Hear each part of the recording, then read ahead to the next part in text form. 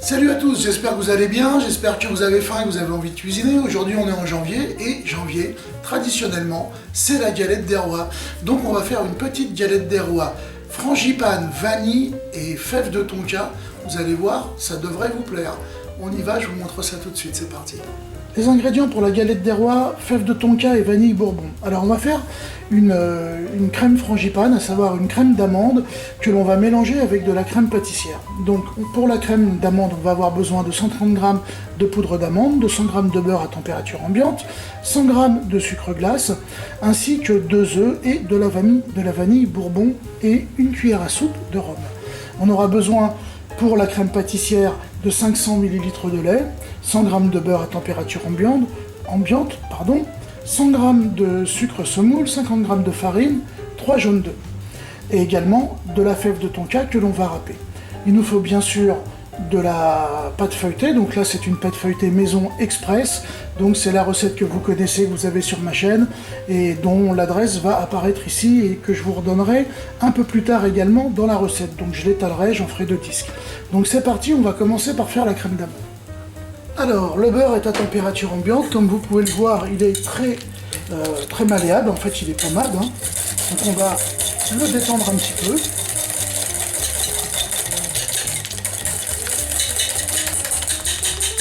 Parfait, on va y ajouter le sucre glace en une fois. Et on va donc crémer le beurre au sucre glace. On va bien mélanger le tout pour obtenir quelque chose d'homogène et d'onctueux.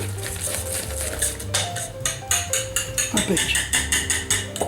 Alors, je vais ajouter un œuf.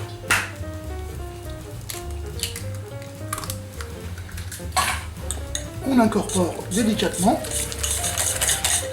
On va ajouter la moitié du sucre, de la poudre d'amande.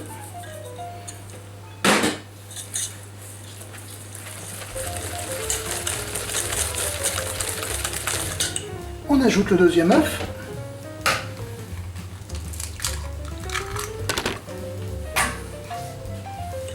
On mélange encore.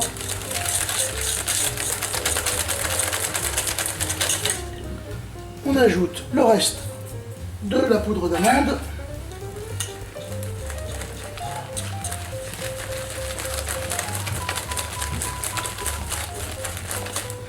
Je vais ajouter le rhum.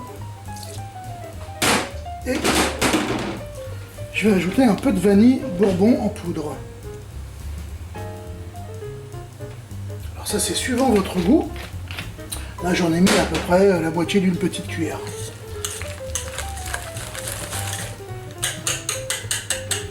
La crème d'amande est terminée, on va la réserver et on va s'attaquer maintenant à la crème pâtissière. Alors on va commencer par faire chauffer le lait jusqu'à obtenir une ébullition. Alors, il fallait bien que je fasse une petite erreur quelque part, et l'erreur, vous l'avez certainement trouvée, c'est que pour faire ma crème pâtissière, je n'ai absolument pas besoin de beurre. Donc je ne sais pas pourquoi je vous ai mis 100 g de beurre dans la recette, puisqu'il n'y en a pas. Donc on va tout de suite les enlever, et on va attaquer tout de suite. Donc on prend les 100 g de sucre. Alors en général, on met plutôt 125, mais comme on va l'utiliser avec la crème d'amande qui est déjà pas mal sucrée, je préfère réduire un petit peu la quantité du sucre. On va rajouter nos jaunes d'œufs, et on va mélanger tout ça ensemble de façon à obtenir quelque chose de lisse. Toujours pareil.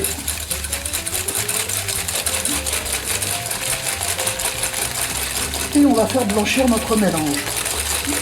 Vous voyez, c'est une opération qui est vraiment très rapide. Parfait, je vais rajouter. Alors, je vais d'abord rajouter ma fève de tonka. Alors la fève de tonka, vous voyez, c'est ça. Je vais prendre ma petite râpe et puis je vais râper la fève dans ma préparation. Alors ça va vraiment apporter un très bon goût, vous allez voir. On en trouve à peu près partout, hein, d'abord sur internet bien entendu, et puis vous en trouverez également dans tous les magasins de cuisine dignes de ce nom.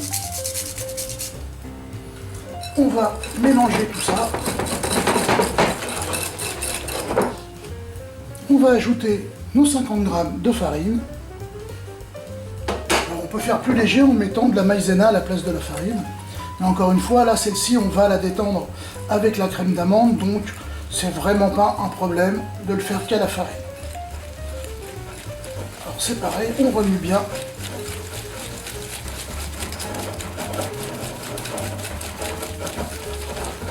Donc là, le mélange a vraiment épaissi, et c'est le but de l'opération, parce que le lait va nous permettre de détendre notre préparation avant de la recuire. Il est presque bon.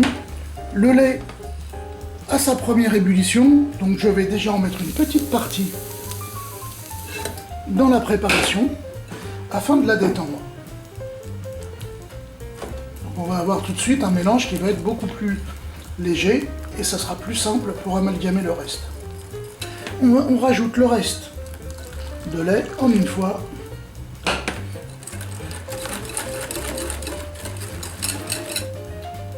Et on va remettre le tout sur le feu. On va remuer régulièrement jusqu'à ce qu'on obtienne un mélange qui soit plus épais. J'ai reversé la préparation dans la casserole, dans une autre casserole plus petite. Et puis on va la fouetter délicatement pour éviter qu'elle accroche au fond. Et puis on va la laisser cuire, c'est-à-dire prendre une petite ébullition, elle va épaissir. Donc ça va prendre quelques minutes, vous n'en avez pas pour des heures. Voilà, la crème est en train d'épaissir, là on le voit clairement, elle laisse des stries. Voilà, la crème pâtissière est terminée, je vais la débarrasser puis je vais la mettre au frais. La crème pâtissière a refroidi, on va pouvoir l'incorporer à la crème d'amande. Alors j'en prélève à peu près la moitié.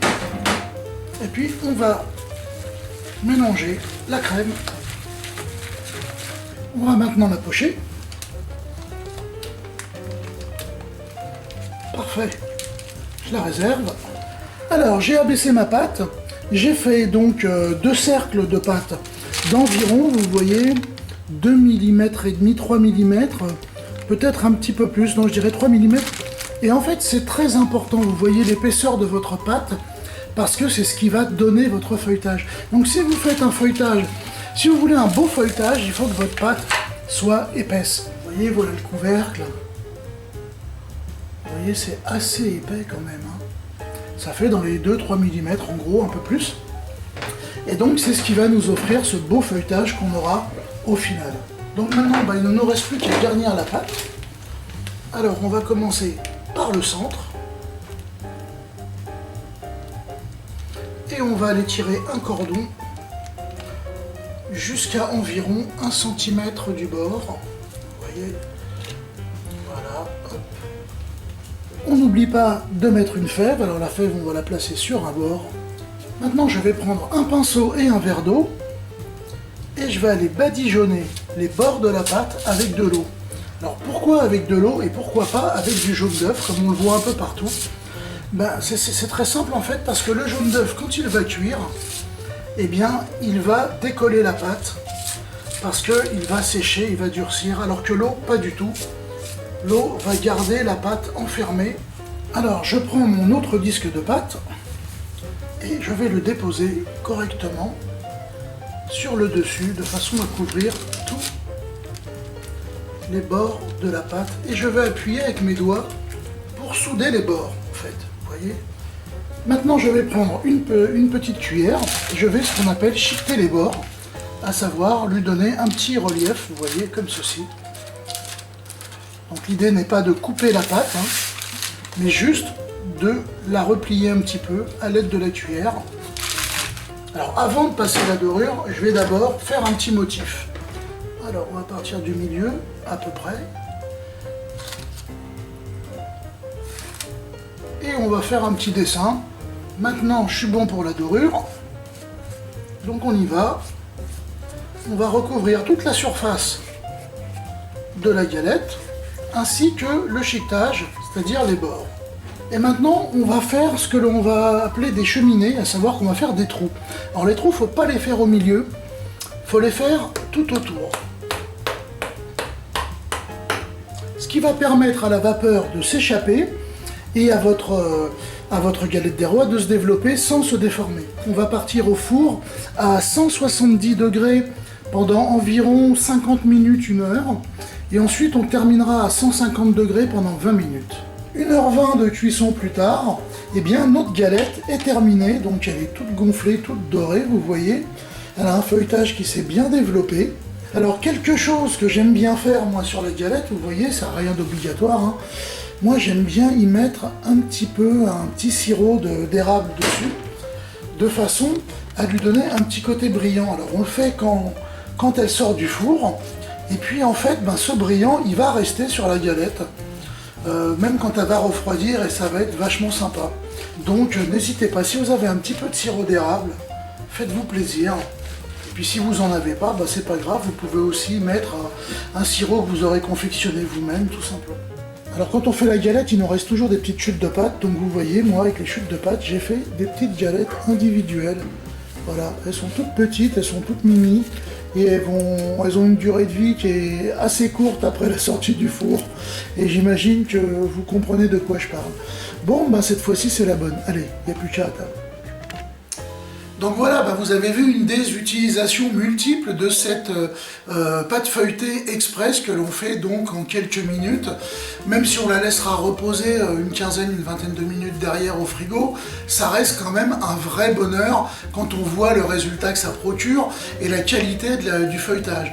Donc voilà, moi je vous invite vraiment à reproduire cette galette et surtout à utiliser cette pâte feuilletée dans toutes vos préparations parce qu'elle marche super bien. Voilà, je vous dis à très bientôt pour de nouvelles aventures culinaires. Allez, ciao. Cooking.